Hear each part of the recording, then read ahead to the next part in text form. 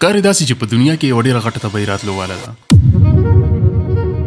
اوس زه دا خبره ولې کوم هغه به تاسو ته پته ولګي. ګوره یو څو ورځې مخکې په سوشل میډیا باندې یو څو ویډیوګانې وایرل شوې چې پای کې یو شیز مخې ته راغلی و چې د هغې په کتو سره د خلکو د خپو نه ځمکه وتښتېده او هغه څیز یو عام څیز نه بلکې یو جهاز دی. اوس به تاسو دا خبره کوئ چې دا یو جهاز دی، نو جهاز خو په هره ویډیو کې وي. نو ګوره دا یو عام جهاز نه، د دې جهاز نوم دی ډومزډے پلین، یعنی د قیامت ورځې والا جهاز. اوس دلې دا نوم ځکه ورکړی دی چې کله هم په دنیا کې یو ډېره غټه خطر راتلونکې وي نو دی صرف په هغه ټیم کې استعمالیږي. اوس ریسنټلی د امریکا په ایرپورټ باندې دا جهاز په لینډینګ باندې کتلې شوی دی. کله چې خلکو دا جهاز وکتو نو خلکو سره غم پیدا شو، خو اوس امریکا د دې باره کې څه افیشل بیان هم نه دی ورکړی چې اخر دا جهاز موږ بهر ولې راوستلی دی. ویل کېږي دا چې کله هم په دنیا کې یو ډېره غټه خطره راتلونکې والی یا کمیونیکیشن سیستم ختمېدو والی، نو دا جهاز په هغه ټایم کې بهر راوباسي. د دې جهاز مقصد د یو اس پریزیډنټ ته کنټرول او سیفټي پرووایډ کول وي. دا یو داسې جهاز دی چې د عام خلک نشي کتی او دا د نن لپاره نه بلکې دا د راتلونکي وخت یعنی د فیوچر لپاره جوړ شوی.